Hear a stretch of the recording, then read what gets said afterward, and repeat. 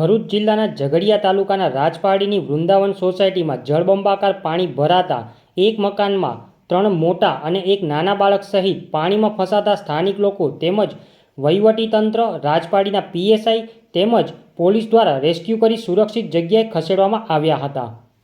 Reporter Malek Sirajuddin, Jhagadia.